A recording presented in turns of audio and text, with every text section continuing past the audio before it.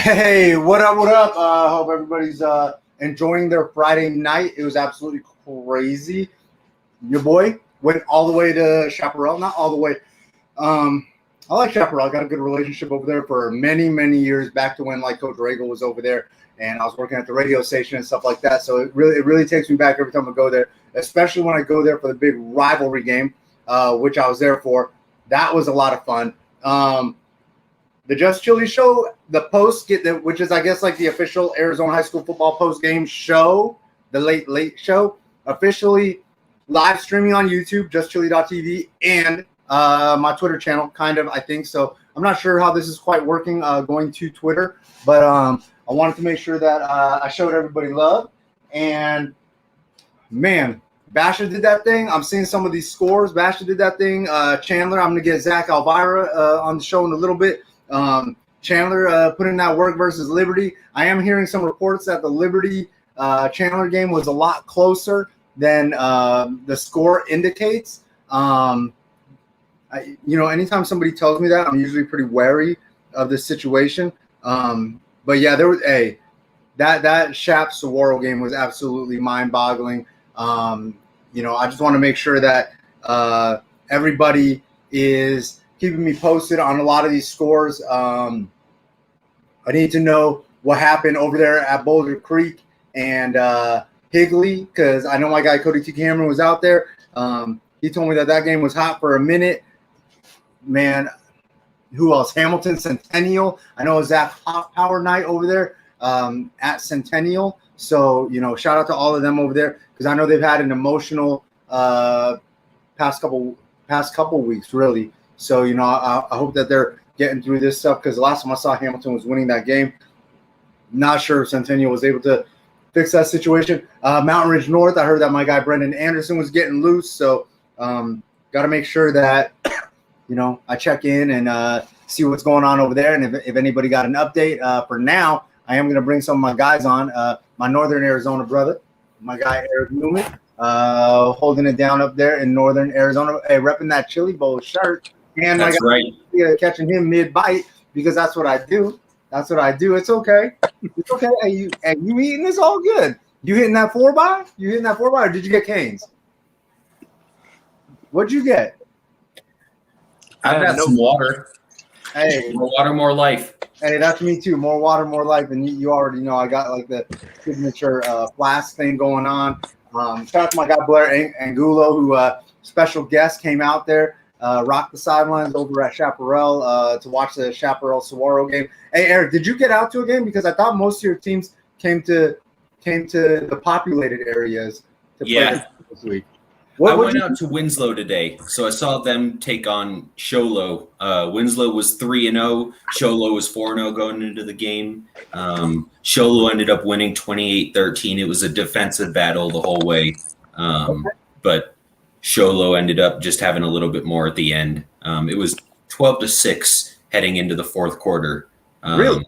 Yeah, so it was real defense the whole way. A lot of running and just punts back and forth mostly. But Show Low took it. Okay, hey, for everybody tuning in, make sure that you guys subscribe, justchili.tv. Occasionally, typically we do this Sunday, Monday, Tuesday night. Me and my guy Jacob. Jacob runs the chat, and we're out there breaking down all sorts of like huddle film. Jacob trying to disappear, so we just gonna let him disappear. Yep. Bye, Jacob. Hey, you gotta shoot him. He's probably taking another big bite of that cane. That's right. Yeah, he's eating his burger. Hey, you know the deal. I mean, he hitting that Caniac combo, doing his thing. I want to know what everybody else is eating. Feel free to jump in the chat, leave some comments, all that good stuff. Everything is changing with the Just Chili Show, apparently. So now I am streaming on YouTube and Twitter at the same time. Look at you. My post-game meal was a peanut butter and banana sandwich on the way home. I just had it packed in my car. Okay. Hey, but I know that you were staying in tune with a lot of the Twitter scoreboard activity. Was there any scores that were kind of surprising you? I know that Mingus did their thing yesterday versus Alhambra. But Marcos was getting it from Coconino the last time I checked. Surprised by that at all? No, I mean, it's a little bit surprising. Coconino put it on them. I think it was 40-something to 21. So they won by a few scores. And then Flagstaff also beat Thunderbird 42-11. So both of them had big wins today. The surprising thing is not that Coconino won, but that it was so lopsided, because last year the two teams went to overtime. Coconino beat Marcos 29-28 in overtime. So it was a real close game. For this one to be, lopsided like that, says a lot for Coconino. They got three touchdowns from Enoch Watson, his first three as a starting quarterback there. So that's pretty cool. And they just played good all around. Yeah, both of those teams had big wins today. All right, hey, I'm gonna read through some of this scoreboard. I want to know if you guys are surprised by anything. Jacob's gonna keep taking these bites. Hey, Jacob, are you gonna hang out with us? Are you gonna be all right? Yeah, I'm good. Okay. I got you. All right. Dobson beats North Canyon in overtime, 33-32. Are either of you guys surprised by that? I'm not too surprised by that, but North Canyon, I did expect a lot more out of them this year.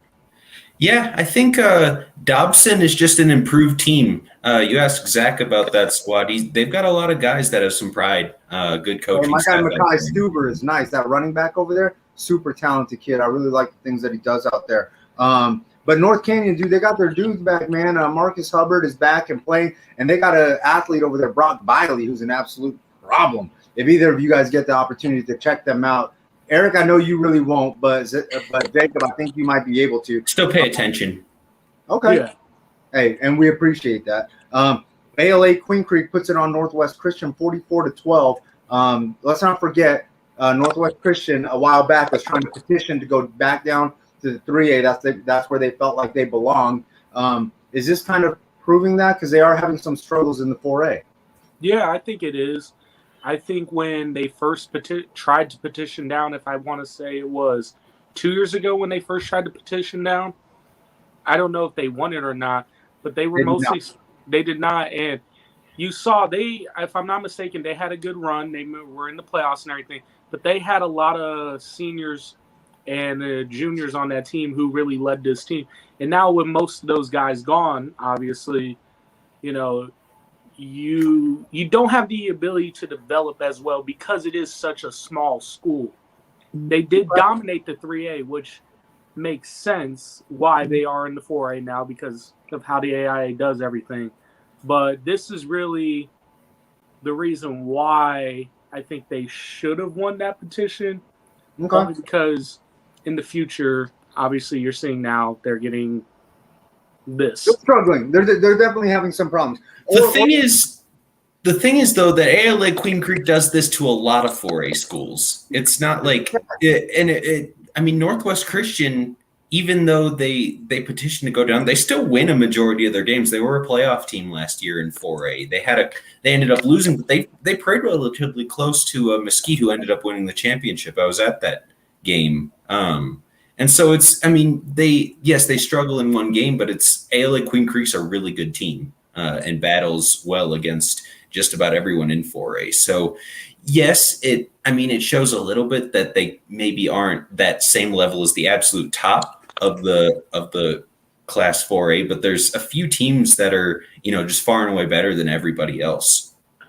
Man, true. I think that ALA Queen Creek has clearly separated themselves, and they're in that top tier that you're talking about. Moving on to the Phoenix Union, looks like Camelback got the dub over Carl Hayden, 20-6. Carl Hayden, I believe they have that kid, Kendrick Price, super talented running back. Jacob, I think we saw some of his highlights earlier this week. That kid's going to be an absolute problem. I'm surprised that he wasn't able to get off a little bit more versus Camelback. But Camelback is kind of a little bit rebuilt. You think that we're seeing possibly the future of that Phoenix Union? I think so. I think that the Union, obviously, Cesar Chavez won tonight. I think there's obviously two separate tiers. But, it wouldn't surprise me if in the future you see them move up to that top tier where it's like your Central, your Cesar Chavez. How did Trevor Brown do against Verrado? They got smacked. Last time I checked, it was. What was the score? Last time I checked, it was. Well, what's it called? ACP. Let's get some 3A. Let's show some love to the 3A. ACP went big over Coronado, 56-6. Surprised by that because I'm not. I think ACP is starting to get their feet under them. Now that they got their boy back over there, Bryce Chen, I think that it's about go off time for them because ACP was reeling for a little bit while they were waiting to get fully healthy. And now that they are, I think that this is going to be big problems for the rest of the 3A. And they're probably going to actually benefit off of the early loss that they had. And I think that they might end up with like a little bit lower seed, and they're going to take a higher seed by surprise. I think so too. They've got some transfers coming in that are going to make a big difference as well. Okay. And then, getting to what Jacob said, Chavez put it on Valley Vista 34-13. I said on the two-piece that I thought that Chavez was going to go big in this game, and they really showed that they really did that. They backed it up. They got a bunch of super young, talented players. Chavez kind of becoming a team to watch, and will they be the representative of the Union for the rest of the season? I would be surprised if they're not. I mean, for the last few seasons, last year you can't really take because most of them played 1 or 2 games. But before that, it seemed pretty clear that they were far and away the highest trajectory of the Phoenix Union squads. And they had some talent leave because it's hard to keep kids around if they're not going to be playing after a year. But they still had a pipeline of solid younger kids that were going to come in, and I think there's a lot of potential there. Okay. Now Holbrook, they got that big dub, 49-0 over Pinion. I'm not sure how to pronounce. Forgive me for that. But I'm only guessing that I think my guy Marcus Oberreiter plays for Holbrook. I'm guessing that he probably went off. He's obviously the quarterback over there. So I'm guessing he handled his business. Moving on, Chandler 41-21 over Liberty. Jacob, I know you're a little bit surprised by that, but I am hearing that Dom Ochoa did not finish the game out. Yeah. So, it was close until Dom went out, and then Chandler did their Chandler thing and ran away with it. I mean, is the gap closing on Chandler? Are teams catching up, or what can we? What do you guys think that we can expect the rest of the way here? I think that tonight, when Ochoa went out, you have Navi Bruzon come in. He's a sophomore quarterback. The offense is more of a run first, option style offense with Bruzon at quarterback. So obviously, when you lose Ochoa, who, from what I saw on Twitter and what the updates I saw, he was doing pretty good in the passing game against Chandler. Chandler's secondary is no joke. And, obviously once he went out, you have to switch your offense up. And, trying to run the ball on Chandler is a dangerous situation. So, kudos to Liberty for keeping it close as long as they did. I think that Chandler, like I said, week 1 when Dom Ochoa was on the show, to be the best, you have to beat the best. And until that happens, Chandler will be up here with everybody else right here. Okay, fair enough. Yeah, I think that this is not that different from O'Connor. What was it, last week or the week before that O'Connor played them? And it was close at halftime. Last week. It was close at halftime, and then Chandler pulled away at the end. And that's something that they can do, even if it's close. The first 2 quarters, you can get a couple plays here and there. But that's why Chandler's so good, is they've got that depth, and that's how they finish out games. They've got the talent, and they've got great coaching and everything. Not to take away from Liberty, Colin Thomas does a great job there, but that's why they're the top. They can finish the games like that, and they've got those guys that even if the starters aren't having a great day, they've got people that can come in and do it. And so that's why they're the class of 6A and the class of Arizona so far. And I agree with Jacob. I think that we've seen them even in the past years. The Liberty gave them a game in the semis, and then Hamilton gave them a game. Both of those could have gone either way in the playoffs last year. So it's not as if they blow everybody out, but they still haven't lost. They found a way to win. And that's what great teams do. I know we had Zach Alvira out there. I know he's going to be joining us in a little bit. We'll wait on that. But who's that? He's this guy that hosts this podcast with my guy Eric. So we'll catch up with him when he gets in. I know we got a player from Chandler that's going to join us. One of my favorite players, not like in the Sandy term of favorite players, but one of my favorite dudes out there. Super talented kid. So We're going to get to him in a little bit. Hard to have 30 favorites like she does. I don't. I actually don't. Post 41, Eastmark 14. Eastmark has wanted all the smoke all off season, early on this season, and I know they're going to be hot for the playoffs. Poston Butte is a 4A team. Eastmark is a 3A team. 41-14. Should we be surprised by this? Eastmark does have a lot of talent. I love that quarterback over there. They have a super talented running back, a couple good wide receivers. My man Jabry Mayberry, defensive end, is nice.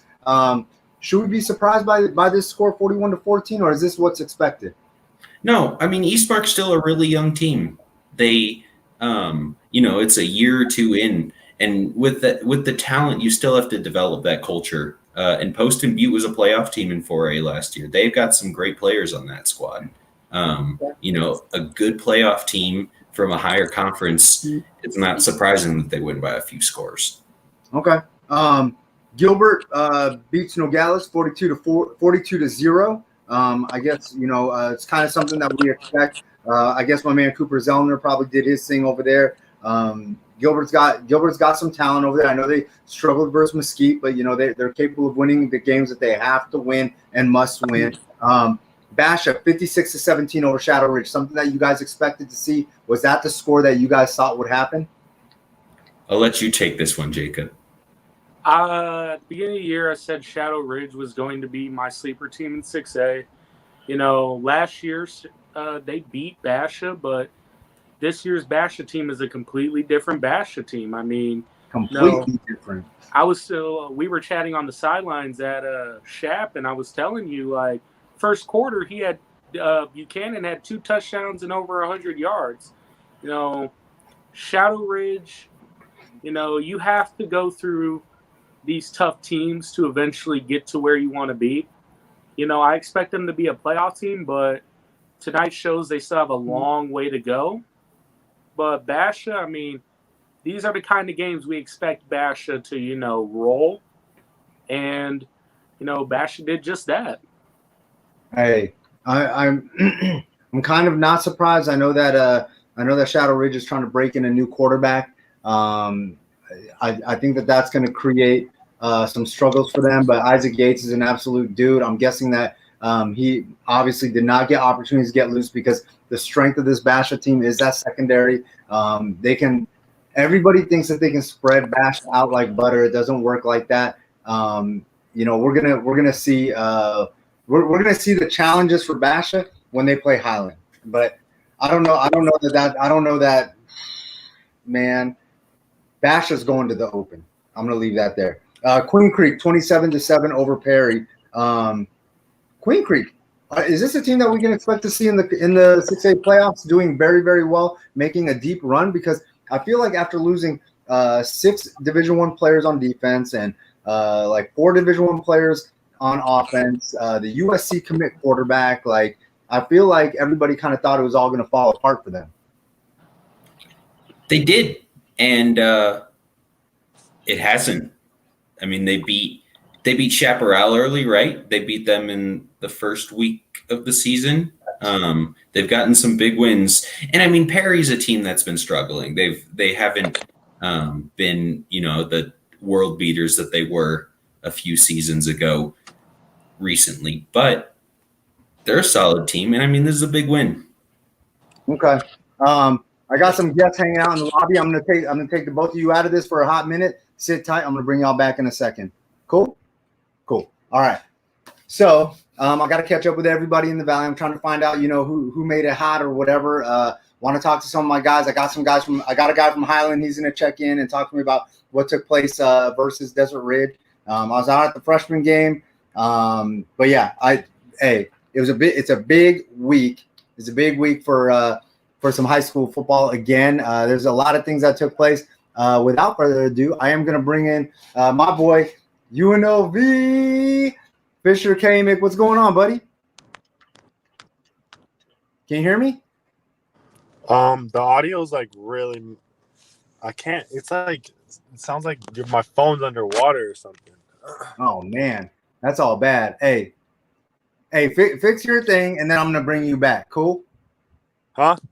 Fix your thing, and then I'm gonna bring you back. Here, can you type it in chat? I cannot hear you. Yeah, I got you. All right. So my man Fisher said, hey, some people are having problems with the audio and stuff like that. So just sit tight on that. I'm gonna actually bring up my boy from Chandler real quick while we wait for Zach. I'm gonna see what's cooking over here. My guy Frankie Morales, he's gonna have to turn his mute button off. Hey, What's up? Can you hear me? yeah, I can hear you. You're all good. Are we coming in clear?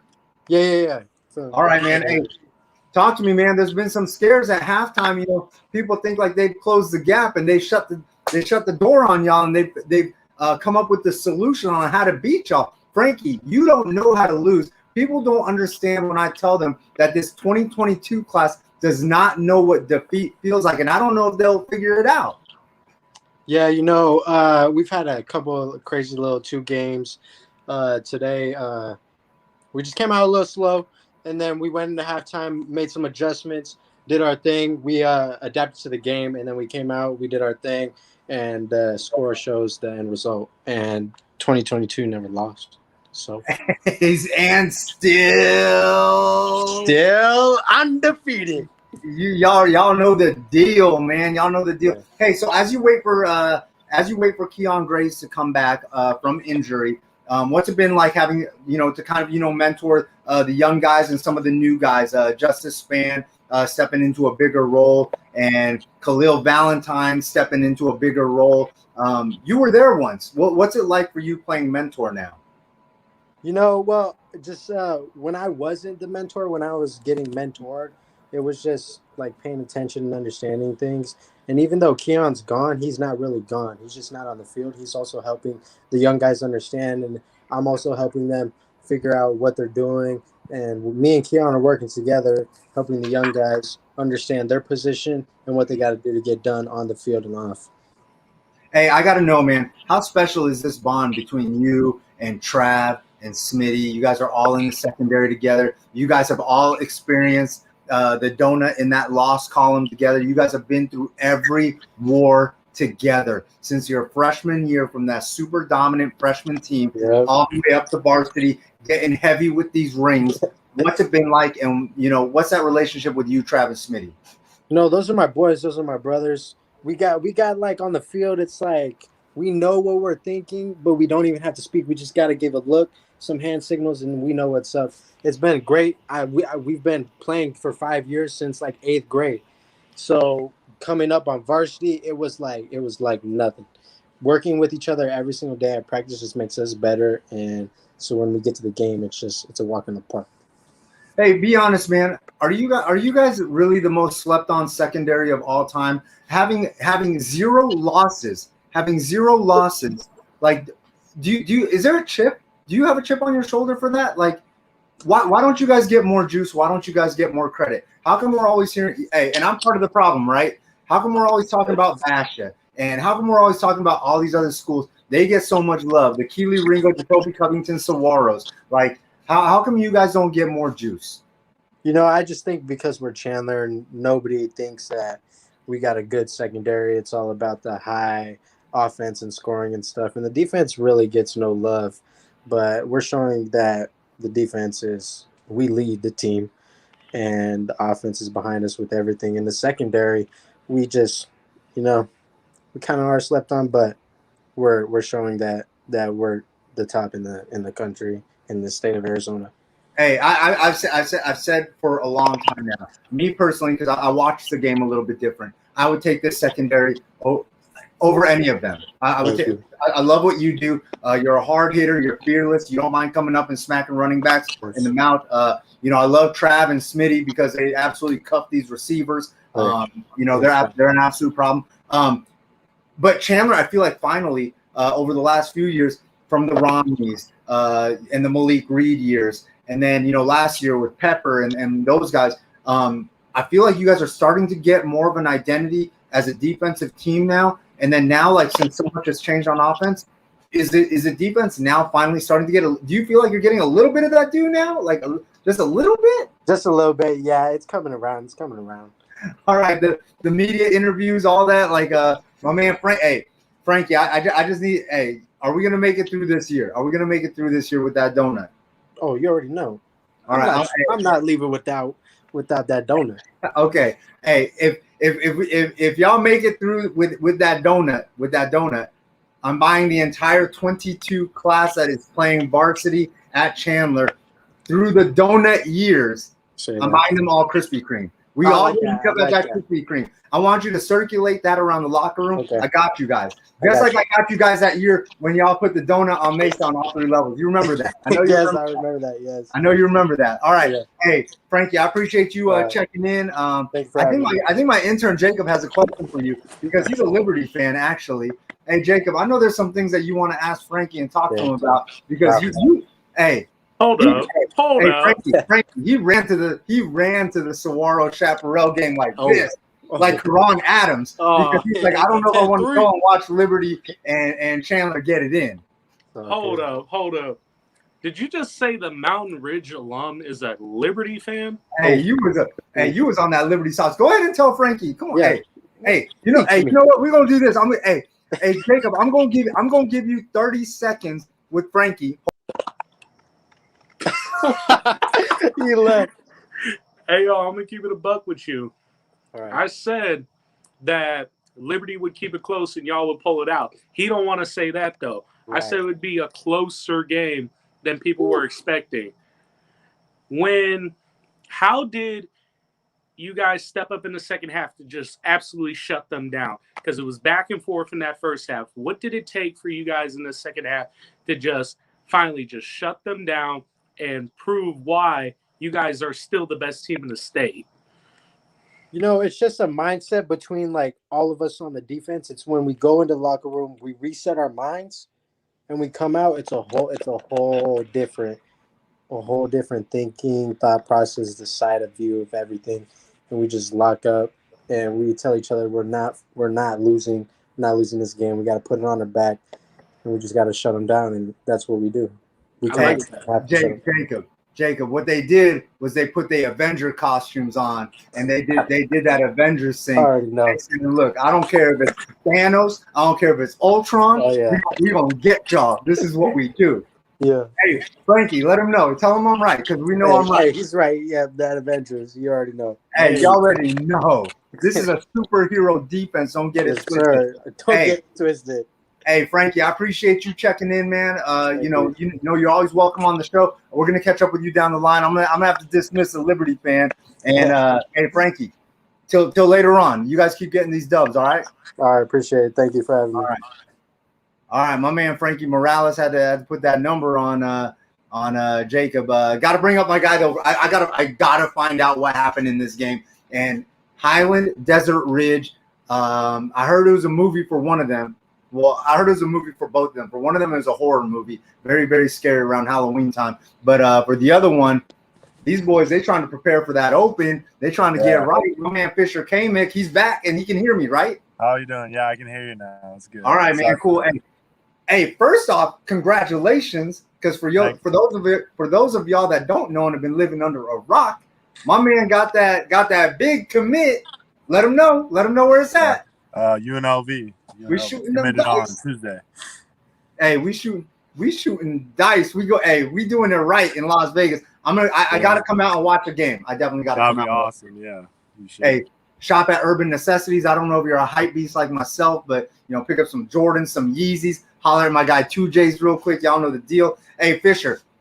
Speaking of shopping, y'all was shopping at the Destroyer Team outlets tonight when y'all gave it to Desert Ridge. What happened and how? Oh. Well, we just came out super fast. Offense came out and scored, and then defense, they got the ball, and first play like 2-yard run or something. Next play they fumble it, so we already have a momentum. We have a score on them, and we didn't even do anything. He literally just dropped the ball and rolled to our guys, so that was pretty nice. And then offense scored again. The next drive, they fumbled again. We got the ball again. They just giving you the ball. Yeah, they've been giving us the ball. It's easy as that, but it was nice. We were pretty much getting 3 and outs all night, playing good defense. We were playing together well as a team. I also had an interception tonight, which was nice. I almost took it to the house, but I got tripped up at the 5.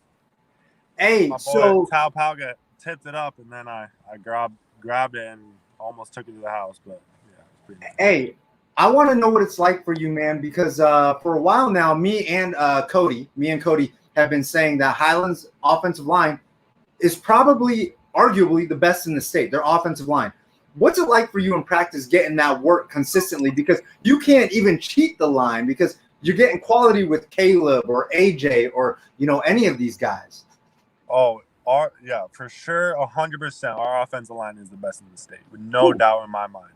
Like, we're a little slept on, I feel like, on our line because Why do y'all keep saying that?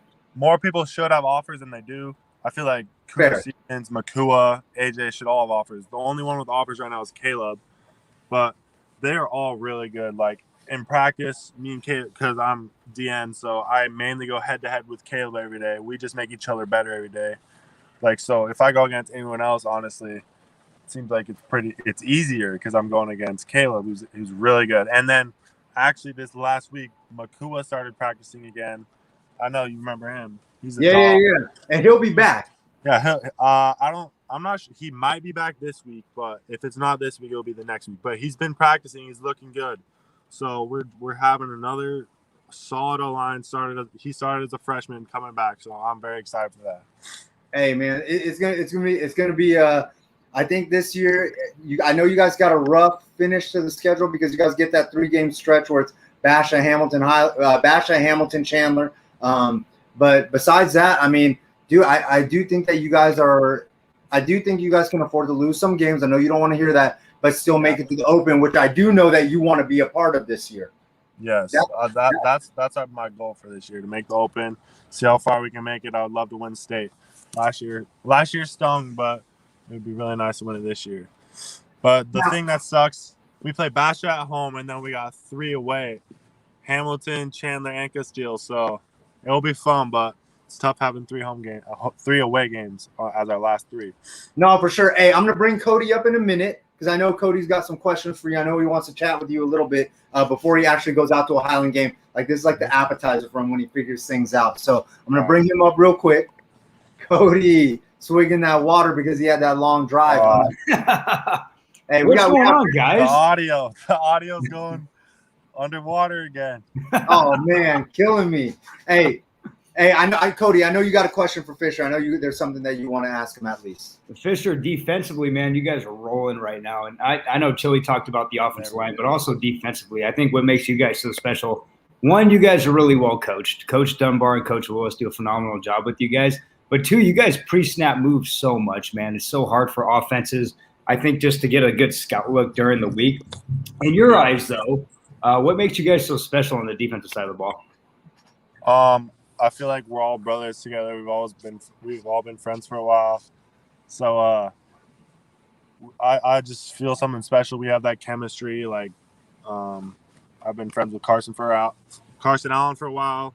He's one of our leaders, and me and him just trying to lead. I feel like we're just all good friends, and then we have good coaches to help back that up. So we work hard in practice. Our coaches are on top of it so that we don't even if we have one bad play, we gotta run. We gotta make up for it. So we always just gotta stay on top of it and keep after it. Also, the last thing I want to add is, first of all, man, congrats on committing to UNLV. I know that was something that you've been looking forward to in a while, man. That is an awesome commitment, a great school. How does that feel now, just to have that out of the way, and now you just solely focus on your senior season? It's awesome, honestly. I'm very excited. Sorry, people are honking.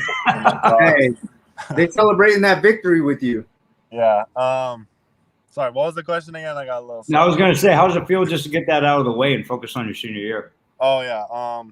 Obviously, I want to make the Open, win a state championship. So having that to just focus on, not college anymore, is really big for me. We can work hard. Hey, Fish, we're gonna let you go. We're gonna let you get your in and out. Hey, where are you? Where are you grabbing food at? Right now? We always have an after game party at someone's house. So I'm at our boys Max Yetter's house, just in the. Hey, Don't My put the car. address out there. Do not put the address on the internet. Hey, I Fish, won't, I won't. go have fun, be responsible, stay out of trouble, and Thank get you. some food. Get some food in your system. All right. Appreciate you for having me on. Thank Hey, you, no guys. doubt. Hey, we're gonna catch up with you down the line. I promise. Sounds great. Have a good one. All right, later. Hey, my man Fisher came in. My man's an absolute dog. All right. So, anyways, this was the big deal. All for the last like 2 days, which is like all week for us, because our week literally goes hard from Tuesday to Friday when we're trying to figure out where we're going to go to school, because we got to decorate our entire schedule around figure out which schools we're going to get out to. For a hot minute, we thought that we were going to be picking between Sierra Linda and Chaparral. It ended up being Higley with a dude. Higley is the king of the internet. Twitter polls, Twitter attention, Twitter smoke, all that stuff. Talk to me about what you saw out there. They actually got their first dub of the season, winning the poll, and you got to watch them versus Boulder Creek. How did my man Jamar Malone look? Did he look like the number 2 freshman that I ranked him as? I mean, it was a shootout, and Jamar was a big part of that. He had 4 touchdowns, Chili. All 4 went to Carter Hancock, who, by the way, Carter Hancock is probably one of the best 2023 receivers that I've seen. Oh, I agree. He's super legit. But this is what impressed me about Jamar Malone. And so I knew going in, like, his dual threat ability, like, this is a guy who can elude pressure, escape the pocket, and pick up first downs with his legs. He had a great touch on the ball, man, especially inside the red zone.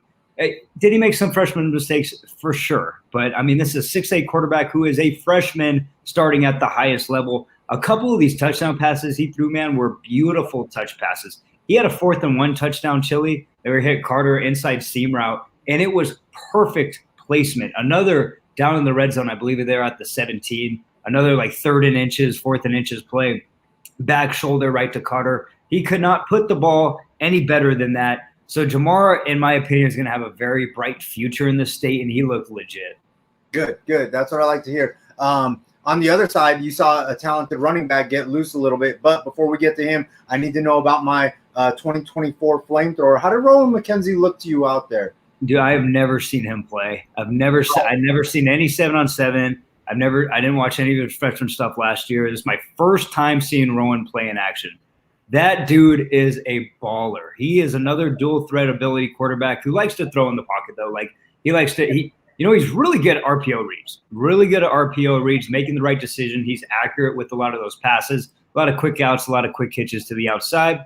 But, man, is he elusive in the pocket as well. And he's fast, man. He's a really fast player. But he's still looking. He keeps his eyes downfield, squares his shoulder, sets his feet, and throws just absolute dimes. He had a monster game today, Chili, and he blew me away. I wasn't expecting a ton. Boulder Creek, even with Bear the last 2 years, they are a run-first team. I think Rowan gives them another option with this RPO game where, we're not going the quarterback power that we saw Bear do 10 to 15 times a game. No. Yeah, I'm going to sit between the tackles, and I'm going to absolutely dink and dunk, but also go deep, man. And they have some receivers who can make some plays. I was blown away by Rowan McKenzie. He is a dude.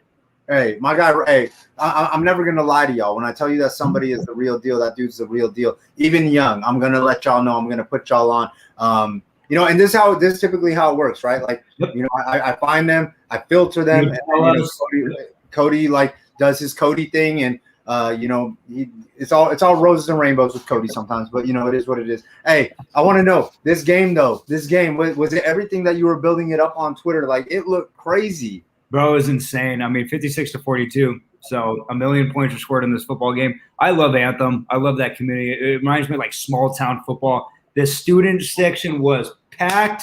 Andrew Morgan and the band were rocking. Bro, they had this DJ, and I think the guy's name is DJ Tyler. The best DJ I've ever seen at a high school football game. He was keeping both sides absolutely lit. It was amazing, man. And like I said, offense scores left and right, scoring drives that were like 1 play, 2 plays, 3 plays. St. John Schmidt, I texted you guys in the group chat, our big Arizona varsity group chat. I said, guys, this is a monster. 6'3", 215 pounds, can run north to south, absolute bulldozer in the backfield for Boulder Creek. St. John Smith had 5 touchdowns in tonight's football game. He must have averaged 8 to 10 yards a carry. Chili, this kid is a monster. He's a monster. And honestly, he'd probably be a pretty damn good inside backer. I think he'd be a pretty good defensive player. Maybe we see that down the road. But he is every bit of 6'3", 215, and he was incredible tonight. Okay. Were there any scores that popped across your Twitter timeline that kind of surprised you? Were you shocked to see that Chaparral got the dub versus Saguaro? I was surprised by the way they did it because, I mean, we talked about that game, and you were a little bit more harsher on Shap in terms of you said they had the ability to win, but if they don't do a million of these things, they're not going to win the game. You know, I did all the things that I said, though. Yeah. So there you go. Yeah, so I guess you're correct. Anthony Lucas did really, really well in that second half. Like things flipped. Hold on. Just to be fair. Early on, it was all bad. For Shaq. And I know that Jacob's over here dancing like he's on, America's Best Dance Crew or whatever by himself. But what he doesn't understand is I call it like I see it. Like when he is, hey, look, Shaq struggled early. They did not do a lot of things right. They were down early, and people are going to act like they weren't. It was 20 to 7 or whatever early on, but they got things right in the second half. They went up tempo. Brayton was finding his guys. Hickey blew up. Huge run for a touchdown late. Running for a touchdown, catching passes in the middle of the field, taking advantage of some holes. And Anthony Lucas started to become a factor in that second half. In the first half, he had some penalties, some unsportsmanlike conduct. That's what surprised me, right? Because to me, I thought Shep, I agreed with you where I thought they had to do those things, but they had to do it for 4 quarters. For them to come back losing 20-7 in the second half and beat Saguaro, I think is extremely impressive. So I was surprised about that score. Some of the other scores around the state, like I don't know the last time Centennial's been 1-3. That score doesn't surprise me, but the record that they have right now does surprise me. I mean, Red Mountain put it on Westwood 42-7. I know that we had not like we didn't expect them to beat Red Mountain, but I know that we had some hope for Westwood to kind of level out and get some things right. Me personally, I kind of was hoping and thinking that this score might be 42-21. I figured with Luperno and the big fella up front, like I thought that maybe they could be able to change some things. They had some transfers come in. I'll shout out Central. That's a huge win, 30-16 over Sierra Linda. And I don't have the final stats in front of me, so I don't know if they completely stopped Stephon Daly, but it sounds like they limited him. In the Central offense, Carter Allen went off. Yeah, Carter Allen, that's shout awesome out to to that see. boy Carter Allen. He went off. You know who I do got to show some love to? I really want to show some love to Coach Wellbrock. He got them boys from Tolleson hype. 42-6 over Skyline. I think that's a big win for. I think that's a big win for the Tolleson program, man. I know Skyline's kind of reeling. Coach Hawthorne's going to figure it out and get it right. But I mean, think there's just a season that all the Tolleson Union schools had last year where they didn't have a season. That is a monster win, and Coach Wellbrock getting in the W books there at Tolleson High. So, shout out to him. Hey, I'm going to bring everybody on for a hot minute. I want to know what their thoughts are.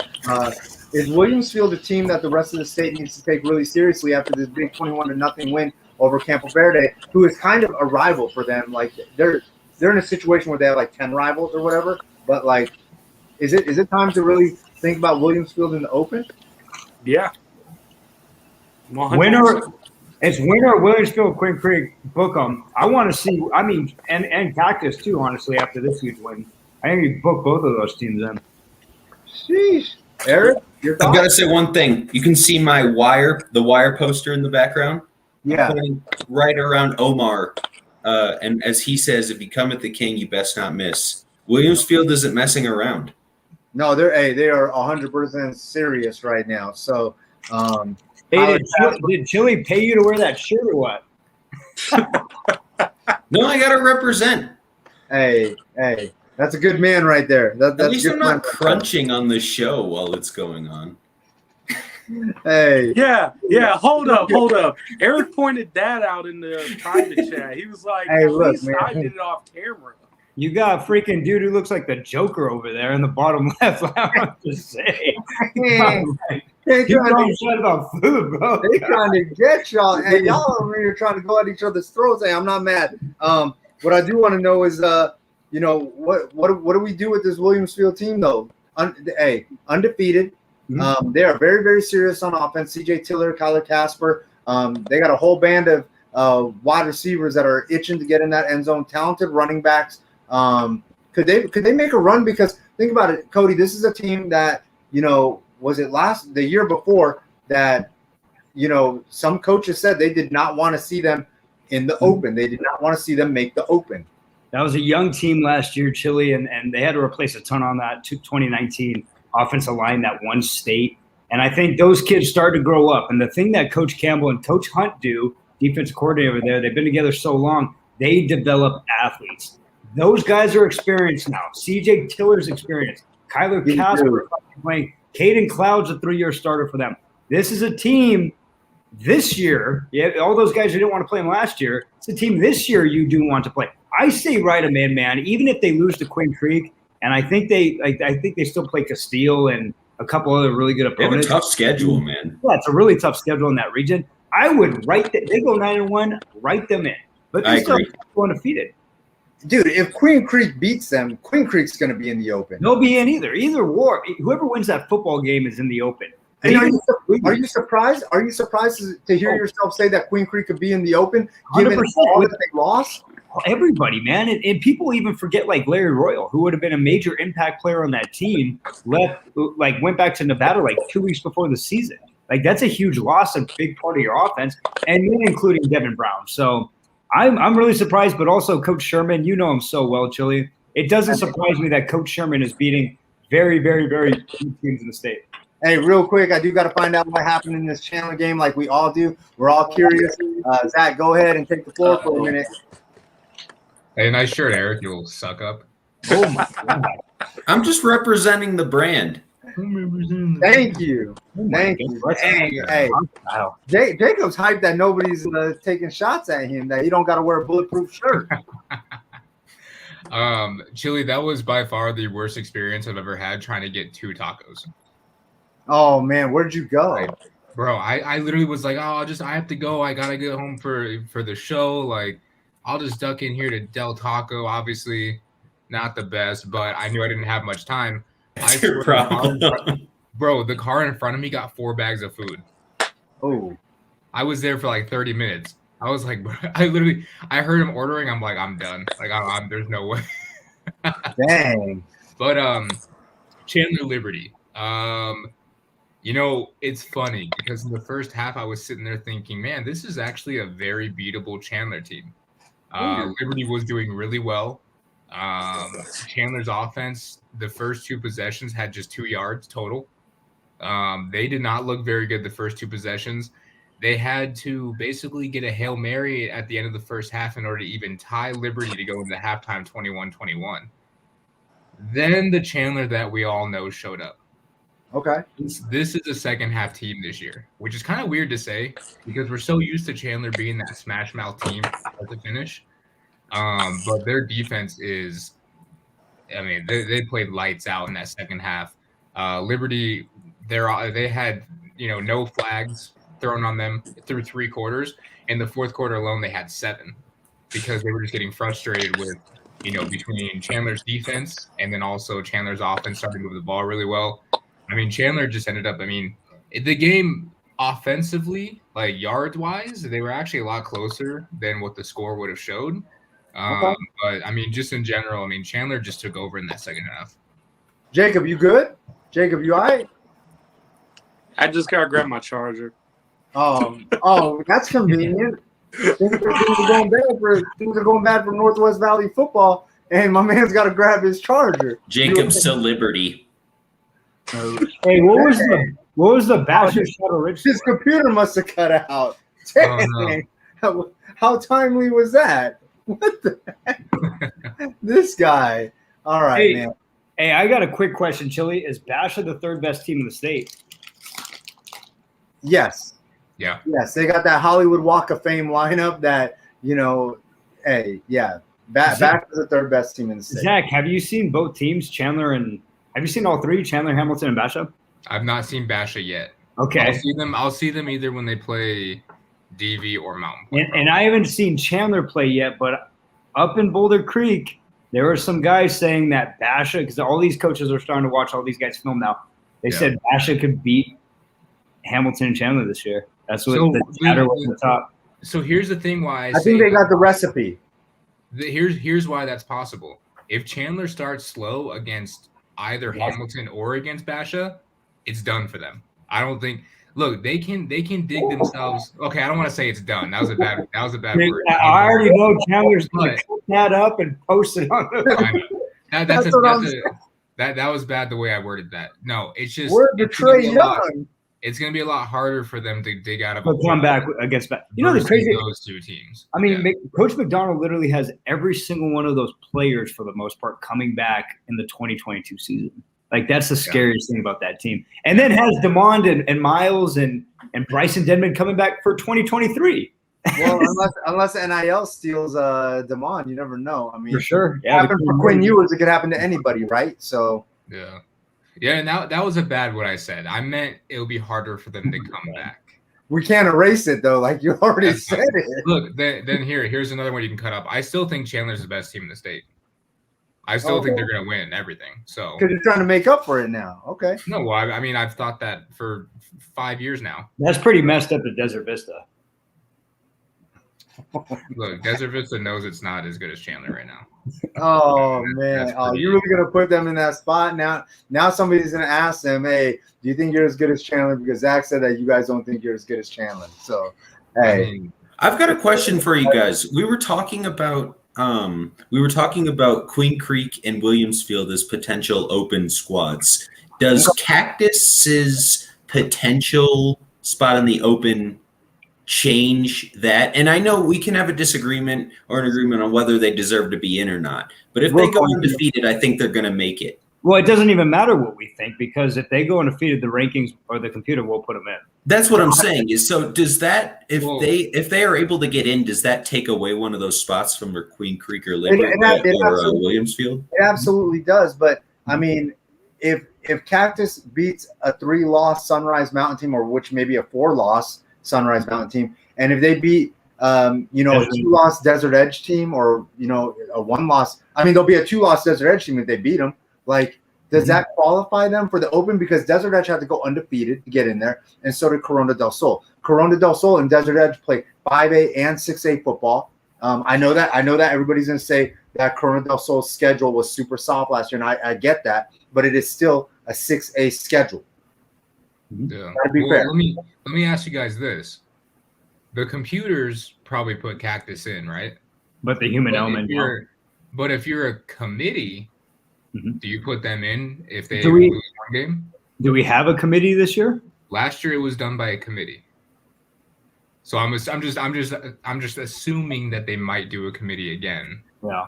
The thing is that you mentioned a Desert Edge team, if they lost, would be 2 losses, but their 2 losses are to open squads right now. We have Horizon in, and we've got, if they win, Cactus in.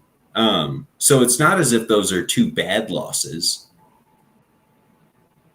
I think that. Yeah.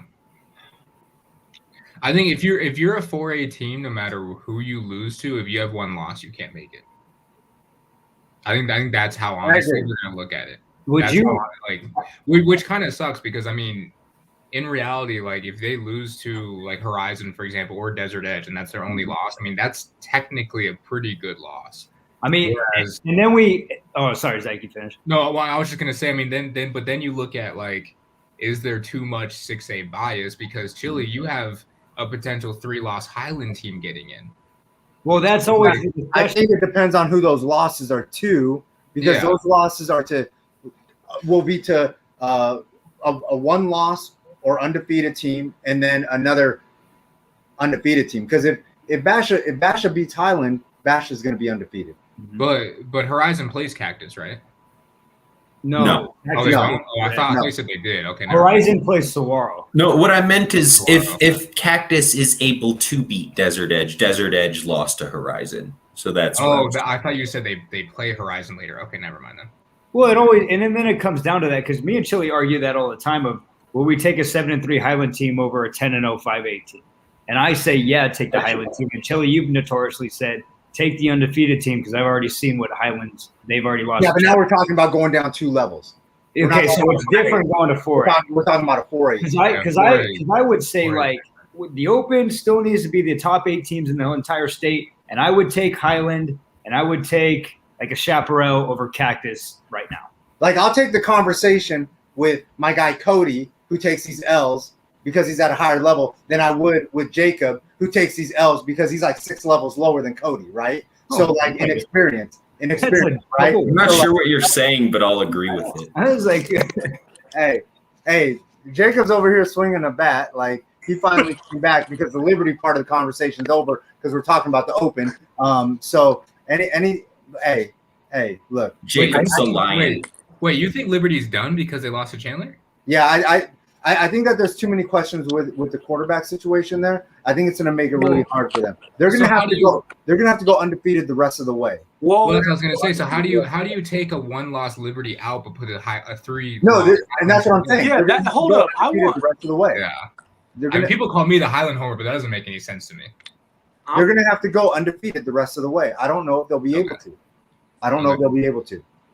Well, you're talking about potentially putting Queen Creek into the Open. Queen Creek has Williams Field, Chandler, I want to say Highlands. Like, Queen Creek has such a hard schedule. Are you going to put them in over this 1-loss Liberty team whose toughest game remaining would probably be Chaparral? And then after that, they'll look pretty good tonight. Okay, then you're looking at an 8-2. You're looking at an 8-2 Liberty team. Are you telling me an 8-2 Liberty team after tonight wouldn't be in the Open? Well, I mean, we got to see who that loss is to. If it's the Chaparral, then you might have to bump them. It depends on how everything. But looks. you'll put a 3-loss Highland team in. That loses to all Chandler the top Hamilton? teams in the Open. Yeah, I would. I would put the top 3 teams in the Chandler Premier in the Open every year. I don't know about every year, but definitely, like, I mean, though, if all 3 of those teams are gonna make up the 1, 2, and 3 spot in the Open, I mean, you almost got to give teams a pass because there might only be 1 or 2 losses amongst those top 3. I just view that as the SEC, man. Like, Highland would absolutely pummel most of these 6A teams. I think. How would Highland do versus Liberty? I mean, that's the real question. No, but I would put Liberty at 4 or 5, right? So yeah, I think that the thing about the Open is, I think the reason they made it available was for 4A was the first year Saguaro and South Point Catholic were 4A. Now they're not anymore. It almost doesn't make sense to have 4A be eligible anymore for that. I think it should be a 5 and 6A thing. I think we need to ask ourselves a genuine question now, though. Now that Saguaro has lost tonight, if it is a human committee, if Saguaro loses again, whether it be to a South Point, a Horizon, or maybe even Sierra Canyon, do you take Saguaro out of the Open in this case? If their only loss is a Sierra Canyon, no. It doesn't matter. Well, their losses to the Chaparral too. I mean, like, if they're 8-2 with that Sierra Canyon loss, I'd still put them in. Okay, let's say 8-2. Well, Jacob, the Sierra Canyon loss has no effect on their ranking from the AIA computers anyway. Yep. Out-of-state games don't affect that. Okay, then what so if it is a computer based, then it's not. It doesn't make any difference. Okay, then Horizon's undefeated right now. South Point looks pretty good tonight. You know, if Saguaro is to somehow lose one of those 2 games, is Saguaro out of the Open at 8-2 with a loss to Shap and a loss to either one of those teams? No, because they beat Horizon. John Butler's coming in week 6. Derek English is coming in week 6. I'm not saying it's going to be problems. Hey, hold on one second. I'm going to drop a few people because me and my guy Cody got to catch up with our guy over here. I'm going to let some of you guys breathe a little bit. Let Zach inhale those tacos that he got and that are probably cold now. He's going to probably have to warm them bad boys up. Getting back to the game that you were at, I guess we'll call it the co-game of the week, right? Boulder Creek went off. I mean, Higley went off a little bit on Twitter with the Twitter poll, and then Boulder Creek went off in the game. So let's bring up my guy, Jack McFarland. I want to talk to my boy Touchdown Jackie, who handling that business. I saw my man punish somebody on the block. Yo, Yes, sir. Jack, I saw you catch a body on this block, boy. I did. Hey, what happened? You said, "Hey, I hate this dude. I'm going to bounce him into the ground. Somebody go grab a shovel because we're burying this guy right where." Hey, talk to me, man. Power run game really worked tonight, just like it always does at Boulder Creek. What clicked this week that hasn't really been working out the past few? Our O-line was able to get pushes. We struggle with that a lot usually in the beginning of the season, but then we turned it around the last 2 games. In Millennium, we started to find our groove, and I think this is the game where we turned it around and we just figured out what we had to do. Okay. Rowan McKenzie, I know you have a pair of quarterbacks over there. One of them, the young guy, Rowan McKenzie, I absolutely love. And then my other guy, Jaden Clifford, we share them initials, that JC initial that you see up there in the corner. What makes your quarterback so special? What makes your quarterback room so special in your relationship with each of them? My relationship with Rowan, he's like a quiet little assassin. Like, he just doesn't talk usually, and then he just calls hike and then just takes it down like 60 yards. I'm like, where did this kid come from? And then he's throwing bombs. He's stepping in the pocket. He's making really good reads for him being only a sophomore. And then Clifford, I've known Clifford for a long time. He's my dog. I love that kid. And yeah. Cody, go ahead. When I talked to Jack after the game, the very first thing he did, Chili, was shout out all 5 of his offensive linemen, talking about how lit the crowd was. I'm telling you, I said this to you earlier, bro. The DJ at this game, DJ Tyler, was the man, and Jack was all pumped up all night from that. Jack, I looked down. I think I was finishing a tweet when Higley had their first onside that you scooped up and raced on your home sideline up the field for a touchdown. Can you take me through this play, Chili? Can you take me through this play, Jack? Because, Chili, this is a tight end on an onside kick taking it to the house. Yeah, I'll take you through it. So we get out there, and I'm talking to Coach Kaz. I'm like, you want to go hands team? And he said, just scoot up and just get in the hole. And I said, okay. And then I moved Carter over a little bit so I can see the ball. And I'm like, oh, this guy's just lining up right when the ball's coming right my way. So he kicks it. I look up in the air. I'm like, oh, God. I jump up there. I catch it. I do a little spin move, and I just take off down the sideline. And all my guys in front of me blocked for me, and it helped me so much. I hit the hole. God. Hey, man. Hey, I want to know something. Seriously now. You guys are 1-3. But your first 2 games, losses against what I think is the toughest part of your schedule, 2 open conversation teams. Is this where everything changes now? I know Millennium's much improved. Is this where everything changes for Boulder Creek for real? Seriously, like, will we see you guys end up maybe 6-4 or maybe even 7-3? Yes, sir. I think this is the turning point for Boulder Creek. I think we figured a lot of stuff out the last 2 games. I think we figured out what kind of team we are, and I think it's just helped us. I think it's the turning point.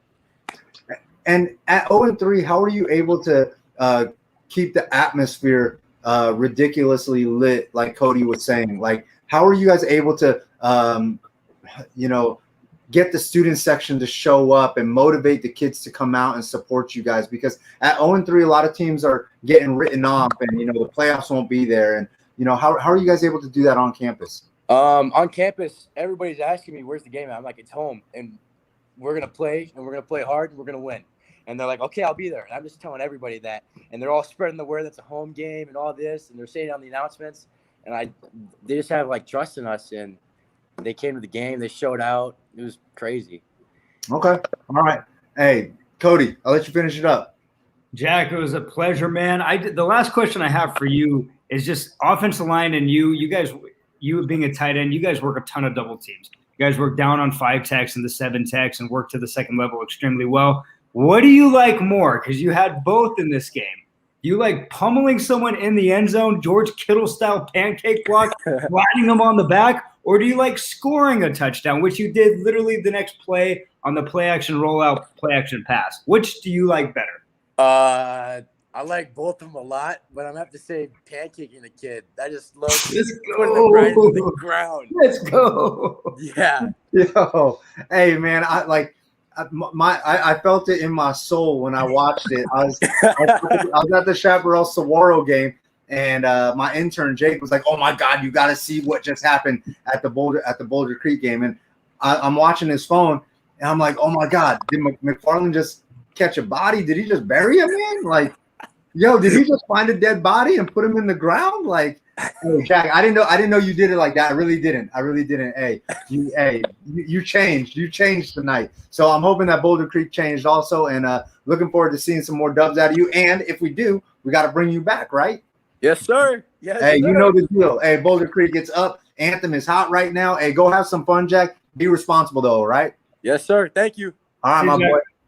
All right, Jack McFarland. Hey, easily one of the most slept on tight ends in the state. Big Easily. time Chili. Not He must have getting the love he deserves. a million catches tonight. Like I said, he's a tremendous blocker. Great kid, great interviewer, hyped, great leader. That Boulder Creek's community, man, that's a really special place. Anthem is amazing. That coaching staff's great. I love it up there. Yeah. Hey, I'm bringing everybody back as we finish this up. My goal is to take everybody into tomorrow, and it's officially 12:07. We got a bunch of kids on that we got a lot of love for.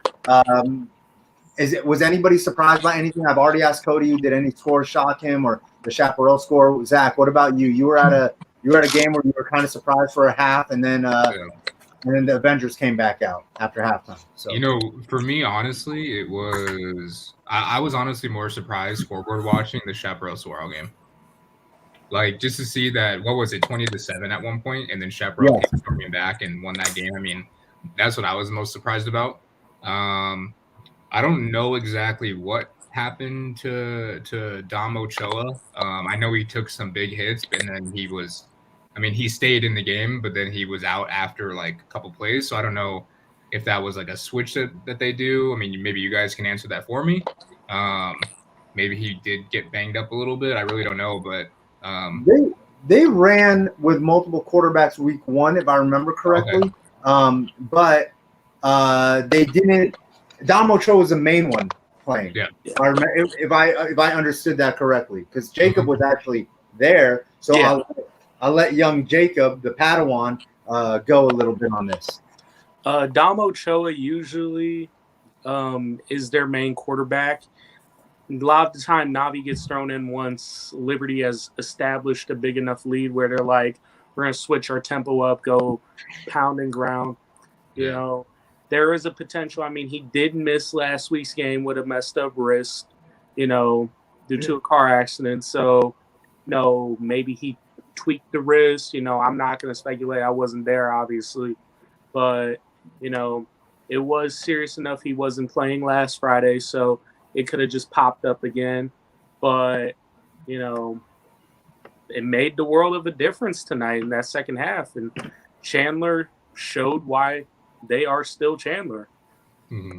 Can we give Jack Stam Safety of the Year already or not?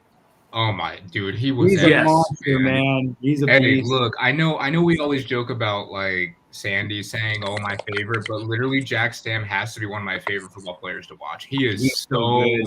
He's so talented. So good, man. So the Sandy Award goes to Jack Stam tonight. Is that what it is? Yes. Yeah. I like Jack, so it's all good. Hey, I gotta say, I liked the interview you just did with Jack from Boulder Creek. That was awesome. I mean, we have a lot of awesome kids that come and do the interviews and everything. But his energy was awesome, and you can tell someone that has a future in some sort of like, if he wants to go into broadcasting or media or something someday, he's got the energy for it. Yeah, he's such a nice kid too. He literally just messaged me saying, "Thank you and Chili so much for the opportunity." Right after he got on. You and him are like twins when it comes to your personalities.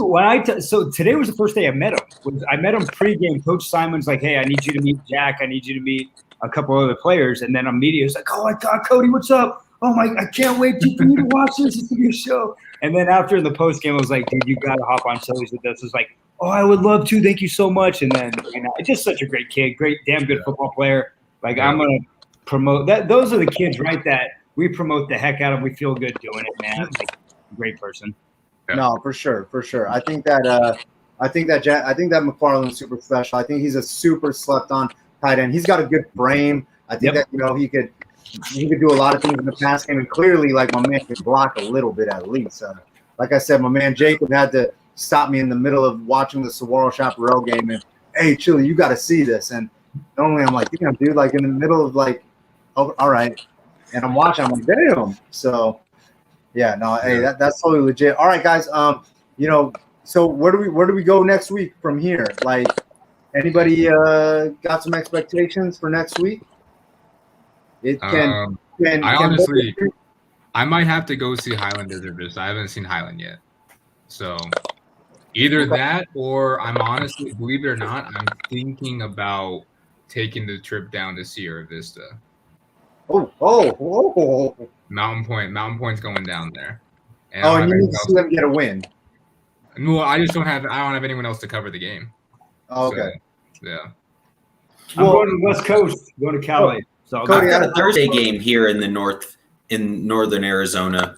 Flagstaff is playing against Winslow at NAU. Has a chance to go 5-0 for the first time in a really long time, which would be a pretty cool accomplishment for them. Cody, I'll be in Pasadena on Saturday. Hey, that's lit. Hey, guys, I'm curious. Mountain Point, where do they go from here? Now they've been blown out by Castillo. I heard Chris Arvizo didn't play until way late. I don't. Mountain Point's reeling. What was once a very, very bright-looking Thursday night football matchup versus Basha is really losing its luster fast with losses to Perry and losses to Castillo. What is going on? How do they fix it? Any suggestions from anybody? Cody, I know that like you're their favorite like analyst, so I guess I'm pointing to you first. That's just a tough situation, man. I hope they turn it around, and they have the players to do so. They have the coaching staff to do so. Caleb Jones is a freaking monster, though. That's like the last thing I could say about that, man. He's my favorite player in the state. He's only a freshman. number 3 freshman on my list. So I mean, I'm rooting for Mountain Point. I want Mountain Point to get to 6-4. I think they get to 6-4. They punch their ticket to playoffs. Oh yeah, will they get to 6-4 though? Will they get 6 wins? Yeah, they got a tough schedule coming up, man. So they have to be Buena next week. They have to not let emotions get in the way 2 weeks from now when they play Cesar Chavez. They have to stay focused. Are they going to win that game? That's an undefeated Chavez team. I know that. Raise your hand if you think they're going to beat Chavez. I mean, you think they're going to beat Chavez? I think it's going to be close. I'm not sure. Because of Caleb Jones. I'm not sure. I'm highly concerned right now. Well, Cody, you say 6-4. Let's give them 3 wins. Let's say Buena, Cesar Chavez, and let's say they win the Tukey Bowl. Which one of these 3 games would be their 6th win? Basha, Mountain View, or Queen Creek? Mountain View. And that's how they would get to 6-4? Mm-hmm. All right. Wait, Zach, don't you have Mountain View in the open? Yeah. Me? But out of those three, that's the most winnable game for them, I think. I don't have Mountain View in the open. No, I do. But I'm saying out of those 3, that's the most winnable game. Yeah, that's fair. Yes. Yeah. I'm not saying they will win. The Perry loss absolutely kills them. The Perry loss. The problem with the Perry loss is obviously Chris was sick, hurt. I don't know. I truly don't. Before the game, so he was already banged up. Amir Boyd had to switch from obviously playing amazing as a DB and a wide receiver to go back to quarterback. Mm-hmm. And I mean, their offense just becomes way too one-dimensional, unfortunately.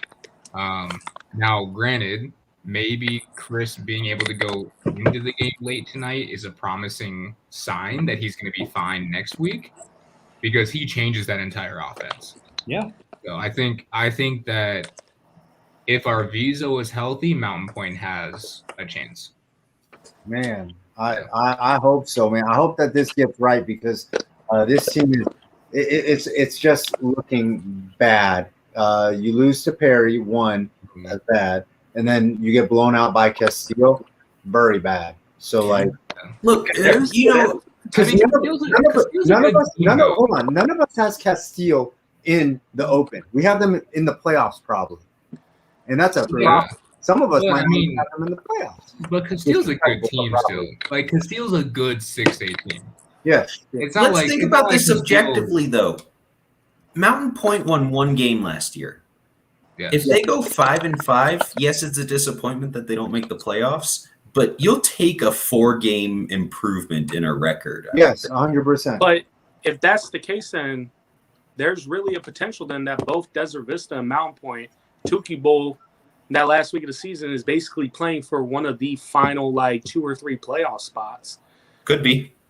Yeah. Because Now, hey, we're gonna find out. All right, Jacob, you're going first. So, any final words? Devondre Buchanan tonight for Chaparral, him forcing that fumble to keep it from becoming a 20-point game, Oh, big. that swung the Big. momentum. That completely changed the game. And on Saguaro was driving down the field just after Chaparral had taken the lead, and Jacobs was going deep on a wheel route, and Buchanan broke up that pass and set up a third down that Ridge could not get the ball in, and there you go. Just Buchanan made big defensive plays all night long, and honestly, I would say he was probably my big star of the night. Okay. All right. Peace out, Jacob. Appreciate you. Look for his report online, ArizonaVarsity.com. Don't forget. Eric, you're going next. My Northern Arizona guy. Final words? Cactus beat Sunrise Mountain 50-7 today. Ouch. Those are That was, I mean, look, Sunrise Mountain's rebuilding. They're still a solid program. They lost a lot of seniors from their 5A championship team. But the fact that Cactus beat them by 43 points is really telling. Yes. Yeah. Yes. Is it more telling of Sunrise trending down or Cactus trending up? And you can't Cactus say- up. Oh, I see. I disagree. But you're my guy, Eric, and we'll catch you next week. 43-point victory over the 5A champs. Oh, would this Sunrise Mountain team right now win last year's 5A state championship? No. Say no. Okay. My man, Eric, the other half of the Take It Easy podcast. Hey, Cody, you're next. Final words from tonight. Wait, I have a Final question word. for Cody, if that's okay. Oh, yeah. Hey, we taking questions all night. How'd our boy do? How'd our boy Andrew do tonight? I didn't see him. I honestly, so I heard the band at You had half. one job, Cody. You had one job. Bro, Yeah. you missed the verified drummer? You missed the little drummer boy. I call him the Dude, little drummer boy. Hey, Like, No, pregame, he pregame, didn't get verified, so hey, pregame when the band was out there, I missed them because Boulder Creek gave your boy like 1 million shirts and hats. And then during halftime, they gave me food and drinks. And the DJ was louder than the band. I'm telling you guys, the DJ was incredible. So okay. I get to see him. My last words of the day, in true analyst fashion, St. John Schmidt is a Division I prospect in the 2023 class. Didn't know his name before tonight. That kid, 6'3", 250-pound running back for Boulder Creek, is a Division I prospect. I don't know if I like him as a running back. No, inside backer. But he's a Okay. Division I prospect. All right, my man Cody. See you on See ya. Tuesday. See you on Later, Cody. Tuesday. All right, Zach, come on, man. We got to wrap this up like usual. Sandy's not All with us. We miss her a little bit. The one thing that I haven't heard all night, I feel so bad. Oh, he's my favorite. Oh, it's my favorite. I miss it a little bit. All right, Zach. So all night, man. yeah. The buzz was around this Chandler Liberty game. Did it live up a little bit at least to like what everybody was talking about? In the first half, yes. In the Was first half, yes. okay. Was there a point where you were like, "Oh my God, Chandler's going to lose this game"? Never a point where I thought they were gonna lose. But Okay. I will say, my buddy who was there taking pics, he did ask me, and also Brett Quintine. Brett Quintine was there too. He also asked me, he looked at me and he said, both of them. They said, is this another overtime game? And I said, this is at halftime. And I said, at this point, I can see it being an overtime game. Now, the reason I don't think I didn't ever think Chandler was going to lose, even if it went to overtime, Manapua. No one stopped that play. Not one team has been able to stop Manapua. And if you don't know what that is, self-plug, East Valley Tribune, just type in Manapua, and you'll see. But I feel like that special play is a culture play too.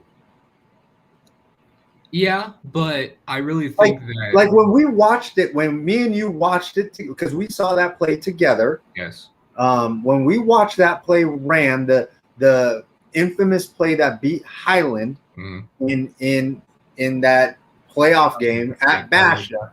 Yep.